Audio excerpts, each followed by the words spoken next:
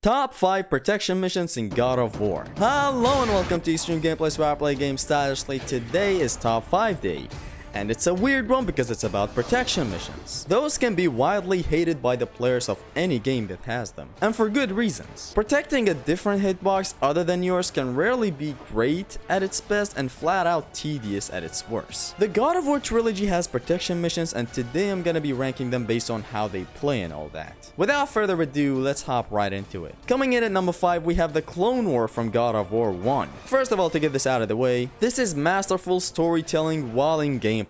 It's just so great in a storytelling perspective, but we're talking gameplay wise. This whole encounter is a failure at showcasing God of War 1's beautifully consistent combat system. Yes, ring outs are allowed, yes, grabs are allowed as well, and yes, everything is allowed. But the encounter works against the player in some of the worst ways ever. I'm not gonna dive into the nitty-gritty since I feel like that needs its own video. The encounter is rigged with the amount of enemies that spawn and how aggressive they can be, them having a shit ton of hyper armor, and a very weird one where collisions are turned off. I suppose it's so that the family does not get hit with collisions and all that, but I'm kinda surprised they didn't find another way to do this without turning off collisions flat out. We'll touch more into this in the number 4 spot though. Overall, the thing is a fuckfest. I love doing it in no upgrade runs from time to time, but that's just a different type of pleasure that I get. Healing the family gives back rage points, which is something you can go crazy with from time to time. The guy in the back targets Kratos for the most part, and make sure to use Might of Hercules or any other knockback attack. Those are the best attacks to do since they cover a huge area and are easy ways to get a kill. Do watch out as there is a shit ton of clones though, 101 clones to be precise. But yeah, as a whole, this was our introduction to protection missions in God of War, and it's simply the worst. I like it more than the number 4 spot, but this is objectively the worst protection mission in God of War. Also one of the worst encounters ever. And it just makes me sad how an encounter like this gets slipped into a game that is so greatly designed with everything in mind. Hell, it feels like even pain runs were considered. Oh well.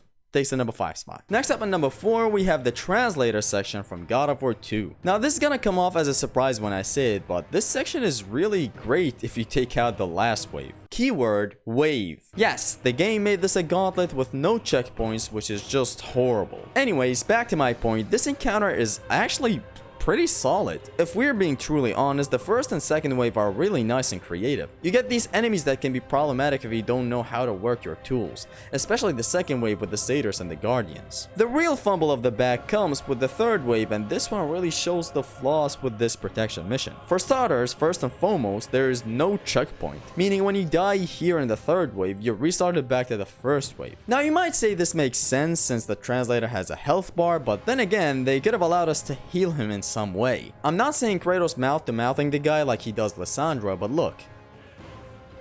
Hey, look. It is just stupid to not have a checkpoint prior to the third wave. It's insane, actually. Hell, carry out his health from the prior attempt. Why not? I'm fine if I made a mistake in the last attempt. Let's just keep him with the same health. Now, with that out of the way comes a bunch of other problems. Again, I will do a video with the help of God Mode God dissecting the whole thing and finding ways to improve it and all that, so I won't go in full detail here, but still, it's hard to not see the flaws and how easily they could have been fixed. It's like even the devs realized it and fixed the encounter in the same game, and I will get to that with the number 3 spot of today's video, but for now, this shit show. Being unable to move him taking collision damage with enemy collisions, I swear it's like they don't know how to turn off collision detection on these protectees. God of War 1 flat out turned collisions off so that the family doesn't take damage, but in return, the enemies don't take damage. And in this one, collision detection is turned on, but the fucking translator also takes damage from them. I'm sure it's not easy to do that, but it's doable. Anyways, him not having enough health, us being unable to heal him in any way,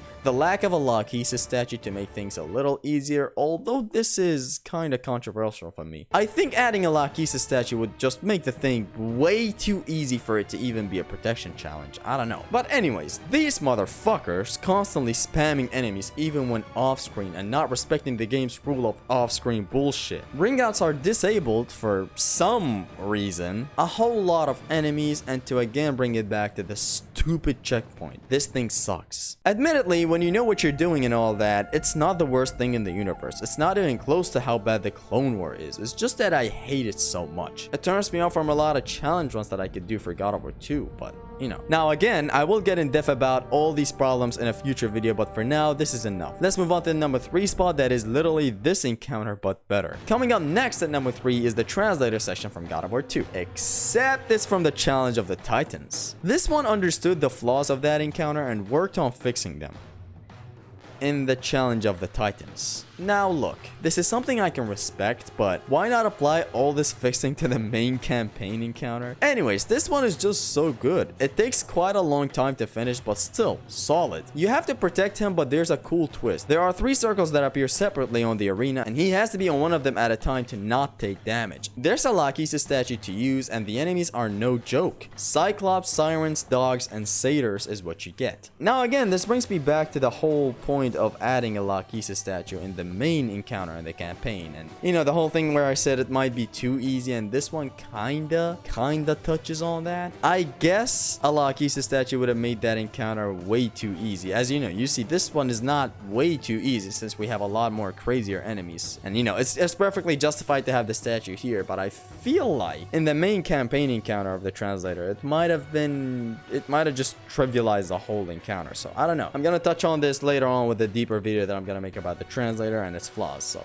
stay tuned. All in all, this one is him. You can try to add some self-imposed challenge and do it without upgrades, but hey, that's just me. You can go all out and not use the amulet if you're willing to lose all sense of sanity, but that's just you. Overall, really good. Not set on the hardest difficulty, as I noticed the collisions not dealing a lot of damage, but I'm sure that's for good reasons. Takes the number 3 spot. Next up at number 2, we have Pandora on fire in God of War 3. That's right, this is on the Challenge of Exile list of challenges. This one is so close to being number 1, but number 1 is just built different. I love this protection mission for a lot of reasons. For starters, the camera work can be one of them. It just gives a 2D vibe that is so great. It just follows Kratos wherever he goes when you're looping around the arena. Just so great. The camera work is awesome here. Other than that, we have the whole challenge not pushing you for speedrun levels of risk. The catch with this challenge is that you have to keep killing enemies or else Pandora's cage reaches the fire and she dies and you lose the challenge. The more enemies you kill, the more you prolong her fall. What makes this protection mission so cool is the enemies thrown at you and how you can take them out in creative ways. Notice how I'm using the fire in the middle as a stage hazard for my own advantage. It's really good when I even drag enemies into it using the Nemean Cestus combat grapple. Just so good. I just wish it also damaged the Cyclops, but for some reason I think it does not damage him, although I'm not really sure, but hey, you can test it out. Now this can be even more fun if you do some self-imposed challenges, just like the translator challenge from God of War 2. Mainly not using the Cestus for the entire fight to destroy these fools, just using it for breaking the Onyx shields, and that's all. Still haven't tried a lot of Nemesis Whip only or Claws of Hades only, but Blades only is just a whole lot of fun that you should really try. The enemies are just so good. The Wraiths, the Sirens, the Shield Bros, Dogs at the start, and 2 Cyclopses at the end. Just so great. And it's overall a really nice and creative encounter. Just as an encounter, not only a protection mission, as an encounter, this is very nice. I wish we got even more DLC challenges. Honestly,